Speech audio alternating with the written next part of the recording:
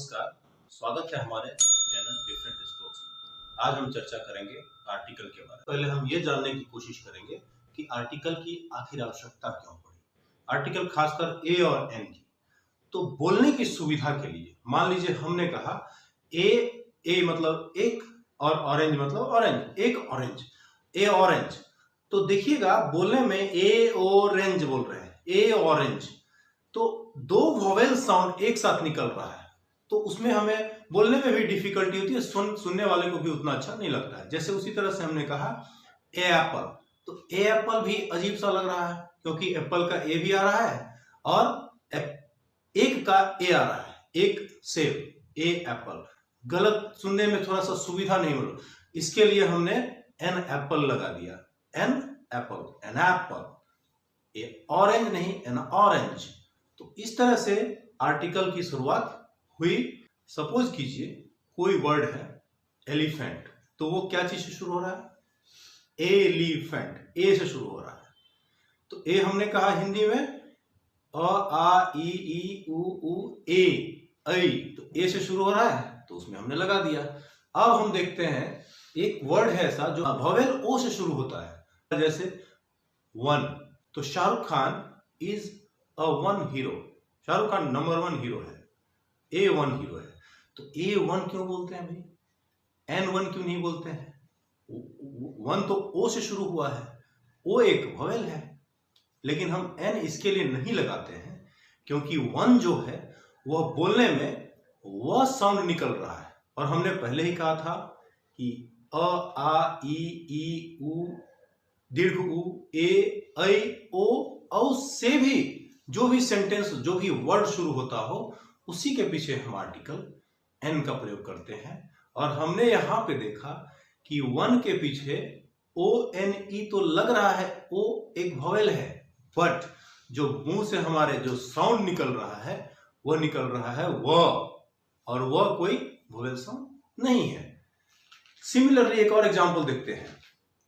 हमने कहा honest person, लेकिन लिखते क्या है? HONEST।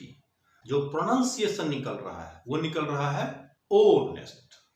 तो हमने फिर से कहा अ आ ई उ दीर्घ उ ए ऐ ओ, बस इन साउंड से शुरू होने वाले जो भी वर्ड है वो सब के पीछे हम आर्टिकल एन लगा देंगे। वोवेल से शुरू हो कोई भी वर्ड या कॉन्सोनेंट से शुरू हो, कोई मतलब नहीं है।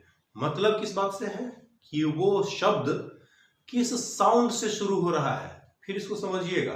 जैसे हमने कहा mister Shrinath is an MP, तो MP जो हम लिख रहे हैं वो तो M से लिख रहे हैं, बट बोल क्या रहे हैं? NMP, A is vowel sound. हमने फिर से वही रिपीट करना है कि क्या कोई भी वर्ड जिसके पीछे हम N लगाते हैं, क्या उसमें वोवेल साउंड आ रहा है? बिल्कुल। अगर वोवेल साउंड आ रहा है तो हम उसमें एन लगाएंगे।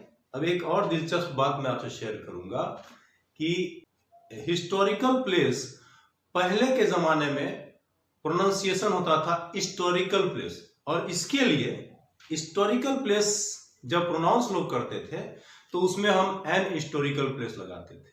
लेकिन समय के साथ उसका प्रोनाउंसिएशन हो गया हिस्टोरिकल प्लेस, और अब हिस्टोरिकल प्लेस ह से निकलता है और ह एक कॉन्सोनेंट साउंड है, इसके लिए हम अहिस्टोरिकल प्लेस लगाते हैं।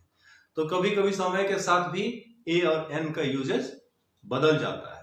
हमें बेसिक कॉन्सेप्ट में यह जानना है कि एन वोवेल साउंड के पीछे लगेगा, ना कि वोवेल लेटर के पीछे। क्लियर है? अब आते हैं द का मतलब है दिस या दैट। हमने कहा दिस फैन या दिस पेन या दैट चेयर, तो दैट चेयर हमने कहा, उसी को शॉर्ट फॉर्म में हमने कहा द चेयर। इससे दो बातें समझ में आ रही हैं। पहला, किसी चीज के प्रति इशारा करके बोल रहे हैं या किसी की चर्चा कर रहे हैं, तो पॉइंट आउट करेंगे किसी चीज के पीछे तो द लगाएंगे। क्यों? क्योंकि दैट या दिस पॉइंट करने वाले वर्ड के पीछे ही लगाते हैं, तो दैट या दिस न लगाकर द लगा दिया। दूसरा, द का यूजेस बहुत ही वाइड स्पेक्ट्रम में भी होता है, जैसे कि ये प्लैनेट्स है, हेवनली बॉडीज हैं, माउंटेन रेंजेस है, रिवर्स हैं, माइथोलॉजिकल बुक है, हिस्टोरिकल बुक है, फेमस बुक्स हैं, सर्टेन कंट्रीज के नाम के पीछे भी द लगता है, तो भी हम अब आगे समझेंगे। अब हम एक और चीज समझने वाले हैं कि द और ए और एन में क्या फर्क है। तो हमने कहा द यानी दैट या दिस, यानी किसी चीज को पर्टिकुलराइज कर दिया, यानी किसी चीज को हम पॉइंट आउट करके बोल रहे हैं, यानी वो चीज जो बोल रहे हैं द पेन या द चेयर, इसका मतलब वो डेफिनेट चीज के बोल रहे हैं, के लिए बोल रहे हैं। तो डेफिनेट चीज के लिए हम लोग क्या लगाते हैं, द लगाते हैं। तो द कौन सा आर्टिकल हो गया, डेफिनेट आर्टिकल हो गया। हमने कहा देयर वाज अ किंग, कोई एक राजा था, कोई भी एक, तो देयर वाज अ किंग जब कह रहे हैं तो ए किंग यानी कोई भी किंग यानी डेफिनेट नहीं है, तो जब नहीं है तो उसको इनडेफिनिट में रखेंगे। इससे हम दो चीज सीख लिया कि आर्टिकल ए एन और द को हम दो कैटेगरी में बांट सकते हैं। पहला, ए और एन को हम इनडिफिनिट, क्योंकि वो डिफिनिट नहीं है, देयर वाज अ किंग, तो हमने क्या लगा दिया, ए लगा दिया। वो किंग कोई डेफिनिट का नाम, डेफिनिट कोई किंग नहीं है, कोई सर्टेन किंग नहीं है, कोई भी एक राजा था। तो ए और एन क्या हो गया, डेफिनिट आर्टिकल नहीं हुआ बल्कि इनडेफिनिट हो गया। अब द, हमने कहा द पेन, तो कोई पर्टिकुलर पेन या कोई डेफिनिट पेन की बात कर रहे हैं, इसके लिए द को हम डेफिनिट आर्टिकल के कैटेगरी में रखेंगे। तो अभी तक हमने जो पढ़ा उसको समराइज करते हैं। ए और एन किसके पीछे लगेगा, ए कॉन्सोनेंट साउंड के पीछे लगेगा और एन वोवेल साउंड के पीछे लगेगा। अब वोवेल साउंड क्या है, तो वोवेल साउंड भूल जाइए कि ए ई आई ओ यू से शुरू होने वाले वर्ड में आते हैं, नहीं, बल्कि वोवेल साउंड हिंदी में अगर हम उच्चारण करते हैं और बोलते हैं आई, हर्स्व ई, दीर्घ ई, हर्स्व उ, दीर्घ उ, ए ऐ ओ औ, ये सारे उच्चारण से शुरू होने वाले जो वर्ड हैं इंग्लिश के, उसमें हम एन लगा देंगे, दैट्स इट। और द हमने पढ़ लिया। दूसरा कैटेगराइजेशन कर लिया, आर्टिकल ए एन को एक कैटेगरी में रखा, किसमें, इनडेफिनिट में, और द क्योंकि डेफिनिट चीज के बारे में बोल रहे हैं तो हमने द। अब डिटेल में हम लगाते हैं कि द को किस किस चीज के पीछे लगाएंगे। मान लीजिए कोई चीज के प्रति बात करते हैं, there was a king, the king was known for his wisdom, तो हमने कहा देयर वाज अ किंग, एक राजा था, वह राजा अपने विजडम के लिए यानी बुद्धिमानी के लिए फेमस था। तो एक राजा था, कोई एक, द किंग यानी दैट पर्टिकुलर किंग, यानी हमने उस राजा की चर्चा पहले की थी। तो जब हम किसी चीज की पहले चर्चा करेंगे उसको बोलते हैं एनाफोरिक यूज। एनाफोरिक एक वर्ड से निकला है, एनाफोरा। एनाफोरा का मतलब होता है टू लुक बैक, या जिसकी चर्चा पहले हो चुकी हो। जैसे हमने कहा I have bought an egg, the egg is kept on table, यानी एक हमने अंडा लाया कहीं से खरीद के, और कौन सा अंडा टेबल पे कौन सा रखा है, दैट पर्टिकुलर एग, जो हम खरीद के लाए थे या जिसकी चर्चा हमने करी है अभी सेंटेंस में। तो एक एग में हमने एन एग लगाया और अगले वाले सेंटेंस में हमने द लगाया। क्यों लगाया, क्योंकि उसकी चर्चा हम पहले सेंटेंस में कर चुके हैं। तो ये क्लियर हो गया, इसको बोलते हैं द का एनाफोरिक यूज। एनाफोरिक का मतलब होता है किसी चीज की चर्चा जिसकी पहले हम कर चुके हैं। अब हम देखेंगे कि सर्टेन लिस्ट है जिसको हमें याद करने की जरूरत पड़ेगी, वो हम याद ही कर लेते हैं आज या समझ लेते हैं। एक एक करके मैं एग्जांपल के साथ समझाऊंगा। बोर्ड की तरफ देखिए कि uses of the before the name of mountain ranges, यानी हिमालय, तो द हिमालयाज यूरोप का बहुत ही फेमस माउंटेन है, माउंटेन रेंज है द आल्प्स। उसी तरह से नॉर्थ अमेरिका में है पर्वत श्रृंखला रॉकीज है, साउथ अमेरिका में द एंडीज है, तो एंडीज भी। फिर आपका दिल्ली और राजस्थान के आसपास एक पर्वत श्रृंखला है जिसको हम अरावलीज कहते हैं, तो द अरावलीज उसमें लगा दीजिए। उसी तरह से ग्रुप ऑफ आइलैंड्स, जैसे अंडमान निकोबार क्या है, द्वीप समूह है। सर्टेन कंट्रीज, कुछ ऐसे कंट्रीज हैं, द यूएसए, द यूके। तो हमने देखा कि द यूएसए, द यूके, जो कंट्री एब्रिविएशन फॉर्म में है यानी शॉर्ट फॉर्म में है, यूनाइटेड किंगडम तो the UK, the USA United states of America, उसमें हमने द नीदरलैंड्स, उसमें भी द लगाते हैं। तो कुछ कंट्रीज ऐसे हैं जो आपको याद रखना पड़ेगा। द मालदीव्स, मालदीव्स इसके लिए द लगाते हैं क्योंकि द्वीप समूह है, ये ग्रुप ऑफ आइलैंड है। अब उसी तरह से हम देखेंगे सर्टेन कंट्रीज हमने समझा, द इंडिया नहीं लगाएंगे, द पाकिस्तान नहीं लगाएंगे। कुछ ऐसे ग्रुप ऑफ कंट्रीज हैं जो एब्रिविएशन वाले फॉर्म में होंगे या फिर ग्रुप ऑफ आइलैंड वाले में होंगे। Name of reverse, name of reverse Ganga, the Ganges, the Nile, Nile river है, द ब्रह्मपुत्रा। उसी तरह से गल्फ है, गल्फ में आप ले लीजिए the Bay of Bengal, the Gulf of Mexico. Oceans, oceans में पैसिफिक हो गया, the Arctic, the Atlantic, the Quran हिंदुओं का है, the Gita, the Ramayan, the Bible ये क्रिश्चियन लोगों का है। तो जो पवित्र ग्रंथ है या बहुत ही फेमस बुक है the divine comedy, famous books हैं, हिस्टोरिकल बुक्स हैं, उसमें हम द लगाएंगे। उसी तरह से अब हम देखते हैं newspaper, the Times of India, the Indian Express, the Hindustan Times, the Indian Nation पहले चलता था। अब आते हैं प्लैनेट्स, प्लैनेट्स में the earth, heavenly bodies, the moon, the sun वगैरह वगैरह। Before the dates of month, अब डेट्स ऑफ मंथ हम कहेंगे कि president of India comes on the 20th of this month, यानी प्रेसिडेंट ऑफ इंडिया आ रहे हैं, मतलब शेड्यूल है उनका आना 20 तारीख को इस मंथ का, तो the 20th of this month, यानी मंथ के डेट के पीछे भी हम लोग द लगाएंगे। Before the ordinal numbers, ordinal number क्या है? देखिए दो टाइप के नंबर होते हैं, एक ऑर्डिनल, दूसरा कार्डिनल। ऑर्डिनल नंबर का मतलब होता है, पहले कार्डिनल समझते हैं। कार्डिनल तो 1 2 3 4 5 6 7 8 इंग्लिश में बोलेंगे तो 1 2 3 4 5 6 7 8, और ऑर्डिनल नंबर होता है फर्स्ट, सेकेंड, थर्ड, फोर्थ। तो हम कहेंगे ऑर्डिनल नंबर के पीछे भी, जैसे तो the first row, the second row, the boy in second row, the boy in the second row, third row, या सीक्वेंस अगर बताएंगे या कोई भी चीज कैटेगरी में बताएंगे फर्स्ट, सेकेंड, थर्ड, उसके पीछे हम द जरूर से जरूर लगाएंगे। अब आते हैं before Roman figures. Roman figures क्या है? मान लीजिए हमने कहा लुई द 16th, लुई कौन था? फ्रांस का राजा था जो फ्रेंच रिवॉल्यूशन में जिसको फांसी दे दी गई या गुलेटिन पे चढ़ा दिया गया, लुई द 16th वो लगा दिया हमने। तो ये हो गया जॉर्ज पंचम, हिंदी में बोलते हैं, इंग्लिश में बोलते हैं जॉर्ज द 5th, तो उसमें भी हम लोग द लगाएंगे। याद रखिएगा अगर हमने कहा लुई द 16th तो 16th को हम वर्ड में लिखेंगे। अगर आपको कहीं से भी कोई भी कंफ्यूजन हो तो एक बार फिर से वीडियो को रिपीट करके देख लीजिए, आपका सारा संशय दूर हो जाएगा। अब आते हैं हम लोग before superlative degree. Ram is the best boy in our class, the best. Sachin was the best batsman of the world, the best.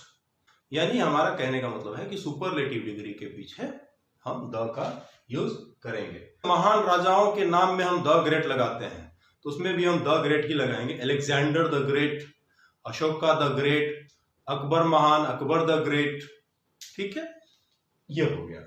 Before adjective used as noun, जैसे आप देखिए एडजेक्टिव है rich, I am rich person, तो rich क्या हो गया? एक adjective हो गया। द रिच आर हैप्पी, यानी रिच जो है यहां पे एडजेक्टिव के रूप में नहीं आया बल्कि एक नाउन के रूप में आया कि अमीर समुदाय के लोग अक्सर खुश होते हैं, तो द रिच आर हैप्पी, यहां पे भी हमने द लगाना है। उसी तरह से द पुअर, तो the poor are unhappy. Suppose कीजिए इसमें आप नहीं जाइए कि रिच हैप्पी होते हैं और पुअर अनहैप्पी होते हैं, मैंने एक एग्जांपल के तौर पे समझाया। तो एक हो गया rich are happy, the poor are, तो द पुअर पर्सन, यहां पे पुअर क्या हो गया? एक एडजेक्टिव हो गया। कैसे? क्योंकि हमने कहा द पुअर पर्सन, पर्सन क्या हो गया? नाम हो गया, नाउन हो गया, नाउन की विशेषता बतला रहा है कि कैसा पर्सन, तो पुअर पर्सन, तो यहां पुअर क्या हो गया? एडजेक्टिव हो गया, विशेषण हो गया। लेकिन अगर हमने कहा द पुअर आर अनहैप्पी तो यहां पे द पुअर एक नाउन के रूप में आया। तो वही हमने कहा कि अगर एडजेक्टिव को नाउन के रूप में यूज करेंगे तो हम द लगाएंगे। उसी तरह से कॉमन नाउन को हम यूज करेंगे किसमें? एब्स्ट्रैक्ट नाउन के तौर पे। जैसे मैं सिंगर बनना चाहता था लेकिन अब मैं सिंगर नहीं बन पाया, तो हमने कहा कि the singer in me is still alive. ये द सिंगर इन मी क्या हो गया? Common noun is used as abstract noun. हमने क्या कहा कि कॉमन नाउन, सिंगर क्या है? कॉमन नाउन है, बट मेरे अंदर जो सिंगर है वो क्या है? एक भाववाचक संज्ञा है, एक भावना को बता रहा है, सिंगर होने की भावना। तो सिंगर होने की भावना थी, अभी तक जिंदा है। The singer in me is still alive, यानी कॉमन नाउन जो है सिंगर, उसका हमने यूज किया है भाववाचक संज्ञा यानी एब्स्ट्रैक्ट नाउन के तौर पे। इसीलिए हमने कहा द सिंगर इन मी। कोई फुटबॉलर हो सकता है तो कहेंगे the footballer is in me is still alive, the artist in me is still alive. इस तरह से हम सेंटेंस को फॉर्म कर सकते हैं। कॉमन नाउन अगर एब्स्ट्रैक्ट नाउन के रूप में यूज करेंगे तो भी हम क्या लगाएंगे? द लगाएंगे। फिर देखिए प्रॉपर नाउन भी कॉमन नाउन की तरह यूज हो सकता है। ये कैसे? प्रॉपर नाउन कैसे कॉमन नाउन की तरह यूज होगा? प्रॉपर नाउन का मतलब क्या होगा? राम, श्याम, मोहन, राइट? या फिर कहेंगे न्यूयॉर्क, कोई शहर का नाम है, या लंदन, मैनचेस्टर। अगर ऐसी चीजों का उपयोग हम क्या चीज के रूप में करेंगे? कॉमन नाउन के रूप में, तो भी हम द लगाएंगे। इसको ऐसे समझते हैं, हम कहेंगे he is the Sachin Tendulkar of our team. अब कोई इतना अच्छा बैट्समैन है कि हम कहते हैं कि he is the Sachin Tendulkar of our team. Sachin Tendulkar क्या है? प्रॉपर नेम है, बट यहाँ पर प्रॉपर नेम को हम कॉमन नेम की तरह यूज किए हैं। सचिन तेंदुलकर का यूज प्रॉपर नाउन की तरह यहाँ कोई आदमी का रूप में नहीं कर रहे हैं, बल्कि एक कॉमन नाउन नेम के तौर। सचिन तेंदुलकर मतलब बहुत बढ़िया बैट्समैन होगा। इस तरह से प्रॉपर नाउन को हमने क्या किया? Common. Kalidas is the Shakespeare of India, या यूं कह सकते हैं कि Shakespeare was the Kalidas of Britain. ठीक है। ओमिशन। अब देखेंगे ओमिशन का मतलब होता है कहां कहां आर्टिकल नहीं लगता है, ओमिट कर देना, हटा देना। कहां आर्टिकल नहीं लगेगा? तो आर्टिकल डिजीज नाम के पीछे नहीं लगेगा, यानी डिजीज का मतलब होता है रोग, malaria, the malaria, the plague नहीं कहेंगे। वेदर, सीजन, सीजन समझते ही हैं, जैसे summer, winter, rainy season. Before proper noun, proper noun मतलब कोई नाम हो, किसी आदमी का नाम हो, सुधांशु है, कनिष्क है, उन्नति है, हम उन नाम के पीछे द कनिष्क, द उन्नति नहीं लगाएंगे क्योंकि प्रॉपर नाउन है। या द न्यूयॉर्क नहीं लगाएंगे, द मैनचेस्टर नहीं लगाएंगे क्योंकि वो प्रॉपर नाउन की तरह यूज हो रहा है। Material noun the oil, the coal नहीं लगाते हैं। Months name the January, the February नहीं लगाते हैं। Language the Hindi, the English, the German नहीं लगाते हैं। अब आते हैं, सपोज कीजिए मटेरियल नाउन है और हमने कहा कि coal of Dhanbad is of high quality. तो हमने कहा coal of Dhanbad is high. तो कौन सा कोल का चर्चा कर रहे हैं हम लोग? कोई पर्टिकुलर कोल का चर्चा कर रहे हैं, किसी खास कोल का चर्चा कर रहे हैं, तो हम वहां पे द लगा सकते हैं। The oil of Saudi Arabia is of good quality. तो ऑयल तो यहाँ पे मटेरियल नाउन है, बट उसका हम पर्टिकुलराइज कर रहे हैं उसको। कौन सा ऑयल? कोई भी ऑयल नहीं, कोई भी मटेरियल नहीं, बल्कि जो सऊदी अरेबिया का है। आप समझ गए? तो जनरली हम यूज नहीं करेंगे द का यूज तभी करेंगे जब वो पर्टिकुलर हो या जिसका चर्चा पहले हो चुका है, एनाफोरिक के रूप में। एनाफोरिक फिर से आप समझना चाहेंगे तो वीडियो को बैक करके आप देख सकते हैं। एक दो बार इस वीडियो को देखिए, आप महसूस करेंगे कि पूरा कॉन्सेप्ट हमने परोसने का कोशिश किया है आपके सामने। तो बने रहिए वीडियो में। एक बार हम 10 क्वेश्चन का एक्सरसाइज करेंगे और फिर इस वीडियो को समाप्त करेंगे। एक्सरसाइज का पहला क्वेश्चन है, in this summer we are going to see Alps. तो यहाँ एन लगेगा या द लगेगा? एन नहीं लगेगा क्योंकि आल्प्स एक पर्वत श्रृंखला का नाम है, ये प्रॉपर नेम है। बट चूंकि ये प्रॉपर नेम पर्वत श्रृंखला है हमने कहा था माउंटेन रेंज के पीछे द लगेगा, तो आंख मूंद के यहाँ पर क्या लगाएंगे, द लगाएंगे। वी आर लुकिंग फॉर, हम कोई एक लैंड खोज रहे हैं, तो कोई एक, there was a king, similarly I am looking for a land, यानी कोई एक लैंड खोज रहे हैं, यानी डेफिनिट नहीं है, वो इनडिफिनिट है। इनडिफिनिट आर्टिकल में आएगा तो या तो ए लगेगा या एन लगेगा। यहाँ पे एन नहीं लग सकता है क्योंकि एल से शुरू है, इसके लिए हमने ए लैंड टू बाय। अब कौन सा लैंड, वो लैंड जो हम खरीदना चाह रहे हैं वो रेसिडेंशियल पर्पज से है, तो पर्टिकुलर लैंड जिसकी चर्चा पहले हो चुकी है, एनाफोरिक यूज, यानी जिसकी चर्चा हम पहले कर चुके हैं। इस लैंड की चर्चा इसमें हो चुकी है, तो इसमें जब पहले चर्चा हो चुकी है तो ये कोई खास लैंड की बात हो रही है, इसमें हमने द लगा दिया। She has orange and egg for train journey, train journey के लिए उसने एक ऑरेंज लिया है और एक ऑरेंजेस नहीं है, एग नहीं है, एग्स नहीं है, इसके लिए हमने यहां भी एन लगाया और यहां भी एन लगाया। क्लियर है। Laptop I bought from Big Bazaar was a nice one, यानी कौन सा लैपटॉप, कोई पर्टिकुलर लैपटॉप, क्यों, क्योंकि वो बिग बाजार से खरीदा था, तो खास लैपटॉप है। कोई खास लैपटॉप के बारे में बात करें, कोई खास चीज के बारे में बात कर रहे हैं तो हमने द लगाया। क्लियर है। उसी तरह से chair is made of would, अब वुड से बना है चेयर। वुड क्या है, मटेरियल नॉन। हमने क्या पढ़ा था कि मटेरियल नॉन में हम नहीं लगाएंगे, क्या नहीं लगाएंगे, कोई भी आर्टिकल नहीं लगाएंगे, क्योंकि मटेरियल नॉन जो है ओमिट करते हैं। ओमिशन ऑफ आर्टिकल में हमने पढ़ा था, आप फिर से वो देख सकते हैं मेरा वीडियो बैक करके। तो ओमिट करने, जब वो मटेरियल नॉन है उसमें ओमिट करते हैं तो हमने नो आर्टिकल लगाना है। This bed is made from teak wood, यहाँ पे टीक वुड क्या है, टीक की लकड़ी। टीक एक खास तरह का पेड़ होता है जिससे फर्नीचर बनते हैं, तो टीक वुड, झारखंड के टीक वुड से वो बना है क्या चीज, हमारा बेड। तो हमने इस टीक वुड को क्या किया है, पर्टिकुलराइज कर दिया है। पर्टिकुलर टीक वुड है, इसके लिए हमने द लगाया, डिस्पाइट की टीक वुड एक मटेरियल नॉन है। मटेरियल नॉन है तो भी हमने द लगाया क्योंकि ये टीक वुड किसी खास जगह का टीक वुड का चर्चा हो रहा है। क्लियर है। अब आते हैं, coal of Jharia is of good quality. Coal तो अच्छा होता ही है, मटेरियल नॉन है, नहीं लगेगा, बट हम यहाँ पे कोल ऑफ झरिया कह रहे हैं, किसी खास कोल का बात कर रहे हैं। जब खास बात हो जाए, किसी खास चीज को पॉइंट आउट करेंगे तो हम यहाँ पे मटेरियल नॉन क्यों ना हो, क्या लगा देंगे, द लगा देंगे। I will live in our, our, आ क्या है, वोवेल साउंड है, अ आ ई उ दीर्घ उ, ओ औ ए ऐ, ये सब क्या है, वोवेल साउंड है।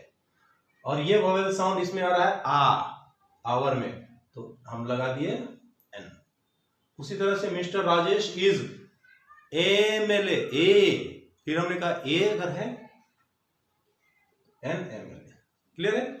उसी तरह से, लेकिन उसकी वाइफ राजेश, मिस्टर राजेश की वाइफ क्या है, A1 प्रैक्टिसिंग लॉयर है। तो A1 क्यों, क्योंकि वन जो है वो से शुरू होता है और वह कोई वोवेल साउंड नहीं है। फिर से रिपीट करते हैं, वोवेल साउंड क्या क्या है हिंदी में बोलेंगे, हिंदी का अगर ये सब आवाज आएगा मुंह से पहले तो वोवेल साउंड उसमें वोवेल लगा देंगे, अ आ ह्रस्व ई दीर्घ ई ह्रस्व उ दीर्घ उ ए ऐ ओ, बस। अब आते हैं, I like to read Ramcharitmanas, क्या हमने पढ़ा था, हिस्टोरिकल बुक, तो the Ramcharitmanas. Mister Tom is European, European, U is not vowel sound, इसके लिए a European. Indian I, but Indian ई लगाते हैं, तो ई क्या है, हमने कहा वोवेल साउंड, अ आ ह्रस्व ई दीर्घ ई ह्रस्व उ दीर्घ उ ए ऐ ओ, ये से शुरू हो रहा है, ई से शुरू हो रहा है, इसलिए इंडियन है, is an Indian. That's it. आज यही चैप्टर यहीं समाप्त करते हैं, मिलते हैं अगले वीडियो में। मैं रिक्वेस्ट करूंगा कि अगर वीडियो अच्छा लगा हो तो जरूर लाइक कीजिएगा, शेयर कीजिएगा और मेरे चैनल को सब्सक्राइब कीजिएगा, ताकि इसी तरह से मैं कोशिश कर सकूं कुछ दे सकूं।